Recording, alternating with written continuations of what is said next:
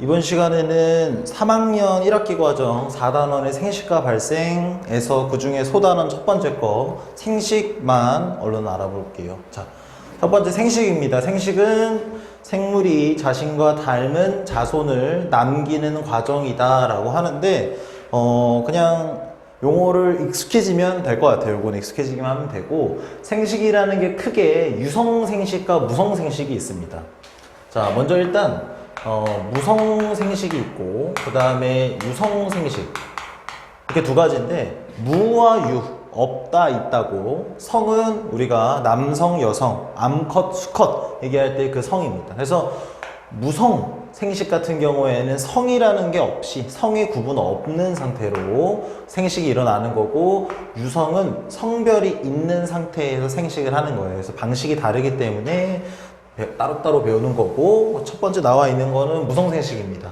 무성생식에서는 이렇게 총 4가지의 방법이 있어요. 첫 번째 나오는 분열법. 분열법은 말 그대로 진짜 분열입니다. 대표적으로 요 첫 번째 사진이 분열법에 해당하는 예시인데, 하나의 세포가 두 녀석으로 쪼개지는 거예요. 되죠? 그 다음에 출합법 같은 경우에는 요 사진을 얘기를 하는 건데, 요 사진에서 나오는 이 녀석이 이제 히드라라는 녀석입니다. 그래서 출합법 보면은 여기에 성체, 완전히 큰 녀석의 약간 축소판 같은 조그만한 녀석이 생기기 시작해서 이 녀석이 똑 떨어져 나옵니다. 그러면 이 떨어져 나온 하나가 나중에 크기가 커져서 한 마리의 개체가 되는 것이 바로 출합법. 그리고 포자생식 같은 경우에는 우리가 요걸 예시로 들 수 있는데, 예시로는 곰팡이,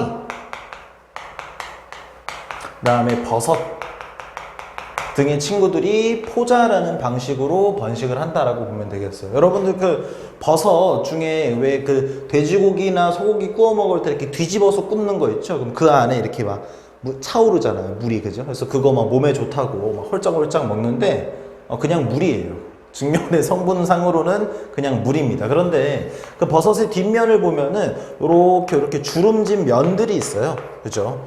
뒷면에 보면 주름진 면들이 있는데, 요 틈틈이 다 사이에 포자라는 녀석이 이 안에 알갱이가 들어 있었던 겁니다. 그래서 여기 안에 있던 포자들이 다 그리고 뿌려지고 난 나머지 껍데기를 우리는 먹는 거예요. 물론 포자라는 게 몸이 좋다는 건 아니고, 그런 요 위치가 포자가 있던 위치라는 겁니다. 그래서 아무튼 포자라는 방식으로 번식을 합니다. 자, 포자 같은 경우에는 여러분 알맹이를 이렇게 뿌리게 되면 자꾸 굉장히 가볍기 때문에 바람 같은 것들에 의해서 뿌려진다라고 보면 되겠어요.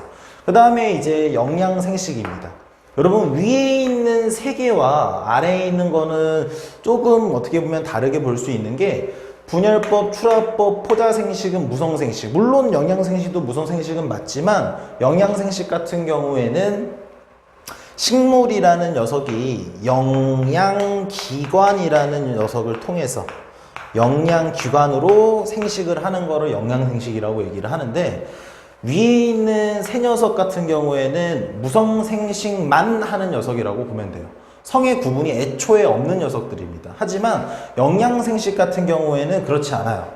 이 녀석은 무성생식이 아닌 유성생식도 할 수 있는 녀석들입니다. 하지만 유성생식을 하는 게 아니라 무성생식을 하는 타입이 이제 이렇게 되는 건데, 영양기관이라는 게 뭐냐면, 우리가 쉽게 얘기하면은 생식기관. 여러분, 사람을 예시로 들면은 남자와 여자의 생식기관이 각각 있죠, 그죠? 그것처럼 식물 같은 경우에도 생식기관인 꽃이라는 게 있습니다. 그런데 그런 생식기관을 뺀 나머지 부분을 전부 다 일컬어서 영양기관이라고 보시면 되겠어요. 이 영양이라는 말 자체가 그냥 자기가 먹고 사는 그런 것을 우리가 쉽게 영양이라고 얘기를 하는데, 뿌리라든지 줄기라든지 전부 다 먹고 사는데 필요한 기관들이죠, 그죠? 그래서 전부 다 묶어서 영양기관이라고 하고, 그 녀석을 이용해서, 꽃을 이용해서 하는 게 아니고 요 녀석, 뿌리나 줄기를 이용해서 다음과 같이 생식 활동을 하는 게 바로 영양생식입니다.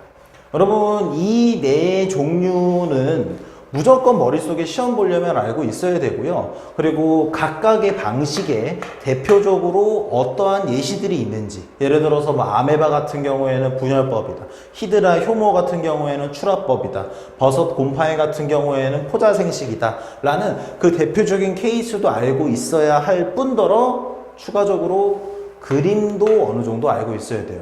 그러면 시험 문제가 뭐 까다롭게 나오는 정도가 아니라고 할지라도 그냥 가나다라 해가지고 이런 녀석들의 사진만, 그냥 얼추 대략적인 그림만 보여주고 다음 녀석이 어떤 방식으로 생식을 합니까? 만약에 무성생식이라면 그 안에서는 어떠한 방법으로 생식을 하는 녀석이냐라고 물어볼 수 있기 때문에 그림도 눈에 많이 익혀두시기 바랍니다. 알겠죠? 그죠? 자, 무성생식 같은 경우에는 전반적인 방법에 대해서 살펴봤지만 우리가 특징에 대해서도 반드시 알고 가야 돼요. 특징. 자, 무성생식 같은 경우에는 성의 구분이 없어요. 그러니까 쉽게 얘기하면은 복제되는 겁니다. 복제. 그대로 복제되는 거예요. 예를 들어서 요 녀석을 내가 1번이라고 만약에 번호를 붙였다고 한다면 요 녀석, 요 녀석 모두 1번입니다. 좀 더 구체적으로 얘기하자면 요 두 녀석의 유전자, 이 두 녀석이 가지고 있는 유전자는 100% 일치해요. 그럼 얘네들이 100% 일치한다는 거 그냥 복제품이라는 얘기입니다, 결국에. 그래서 이런 녀석들이 생식을 하는 방법은 완전히 똑같은 녀석이 태어난다라는 것이고, 여러분들도 전반적으로 방법을 보면 알겠지만 굉장히 단순해요. 여러분 뒤편에 가서 유성생식에 대해서 배우겠지만, 유성생식은 우리 간단하게 생각하자면 수컷은 정자라는 생식세포를, 암컷은 난자라는 생식세포를 따로따로 만들고 그 만든 두 개가 만나서 하나의 개체, 한 마리가 되는 겁니다. 그런데 얘네는 그럴 필요가 없어요. 그냥 분열띡 분열띡 하면은 그냥 두 마리 자식 생식이 가능한 거기 때문에 굉장히 속도가 굉장히 빠르다라고 볼 수 있습니다. 하지만 굉장히 빠른 속도에 비해서 다 똑같은 녀석들만 나오기 때문에 다양성은 굉장히 없어요. 다양성이 있을 수가 없죠. 그러면 여러분 다양성이 별로 없기 때문에 겪게 되는 문제점은 무엇이냐? 여러분 이 지구라는 하나의 환경은요, 옛날부터 지금까지 항상 지금과 같았던 게 아닙니다. 여러분 하다못해 빙하기라는 시기는 누구든지 들어봤을 거예요. 그렇게 굉장히 급격하게 환경이라는 게 변할 수 있습니다. 뭐 하다못해 뭐 얼마 전에 뭐 태풍 링링이 지나갔다, 뭐 그런 환경도 하나의 환경 변화라고 한다면 할 수 있어요. 일시적인 거지만. 그러면 전부 다 똑같은 녀석이고 다양성이라는 게 굉장히 떨어지게 되면 쉽게 얘기하면 약점이 다 똑같을 겁니다.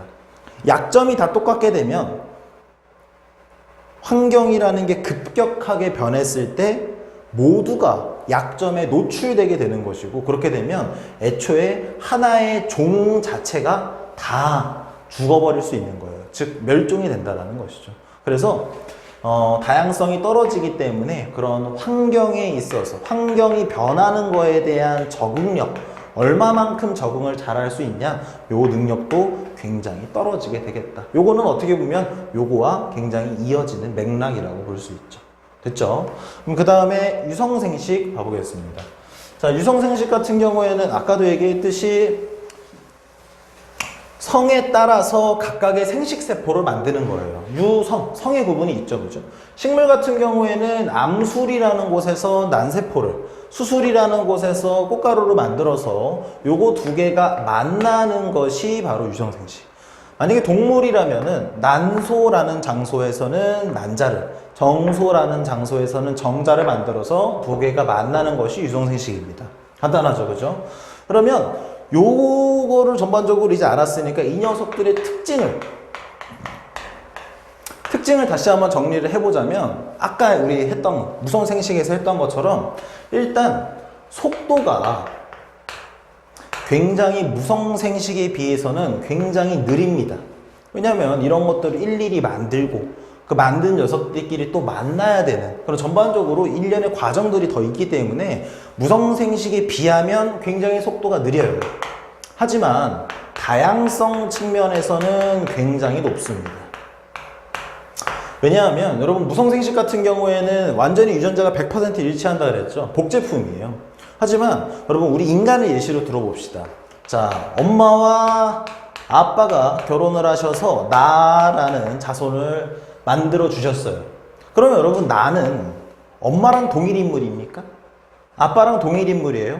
아니죠. 물론 뒤 소단원으로 넘어가서 자세히 배우겠지만 나라는 존재는 엄마와 아빠와 동일 인물, 복제 인간이 아니에요. 그 이유가 뭐겠습니까? 엄마가 가지고 있는 유전자 혹은 아빠가 가지고 있는 유전자가 그냥 100% 그대로 물려지는 게 아니고 어느 정도 섞인다라는 거예요. 엄마가 가진 거의 일부와 아빠가 가진 것의 일부가 섞이기 때문에 나라는 사람은 엄마와 아빠하고는 또 다른 하나의 인간이 만들어지게 되는 것이죠. 그렇기 때문에 다양성이 굉장히 높습니다. 그럼 다양성이 높으면 우리가 앞에서 얘기했던 것처럼 똑같은 생물, 똑같은 인간, 똑같은 고양이, 똑같은 강아지, 똑같은 늑대, 어떠한 생물체를 예시로 들더라도 다양성이 높기 때문에 각각의 녀석마다 인간이라는 종 안에 이런 인간, 저런 사람, 어떤 사람 다 강점과 약점이 다 다르게 돼요. 여러분 단편적으로 인간만 예시를 들어도 추위를 잘 견디는 사람이 있는 반면에 추위를 못 견뎌서 안달인 사람도 있습니다. 그렇게 약점과 강점이 나눠지기 때문에 환경 변화에 있어서 그러한 환경에 대한 적응력이 굉장히 뛰어나다라고 볼 수 있죠. 여러분 이 환경 변화에 대한 적응력이 뛰어나다라는 이 문장을 절대 한 마리의 측면에서 보면 안 됩니다. 하나의 종의 측면에서 바라보는 거예요. 여러분 우리가 막 여기서 멸종을 잘 하지 않는다. 환경에 대한 적응력이 높으니까. 그럼 여기서 멸종을 하지 않는다라는 것은 말 그대로 종이라는 것 하나가 멸종하지 않는다라는 거지 나라는 개체 하나 한 마리가 없어지지 않는다라는 게 아니기 때문에 그렇죠. 좀 더 큰 시야를 두고 봐야 합니다. 그래서 마지막으로 유성생식과 무성생식을 비교를 하게 되면 무성생식, 유성생식은 번식 속도 측면에서는 무성이 압도적으로 빠릅니다. 하지만 유전적 다양성 측면에서는 유성생식이 훨씬 더 다양하게 되고 얘네는 다양할 수가 없죠. 그죠? 물론 간혹 돌연변이나 그런 이제 경우들로 인해서 다양해질 수는 있지만 그 다양해질 만한 확률적인 변수가 유성생식에 비해서는 훨씬 더 작아요. 그 다음에 환경 변화에 대한 적응력. 당연히 다양하지 않으니 그 종 자체가 한꺼번에 멸종될 가능성도 크겠죠. 그죠? 적응력 낮고 유성생식은 굉장히 크다. 됐죠? 그 다음에 다음 소단원에서 이제 세포 분열 파트 해보도록 합시다.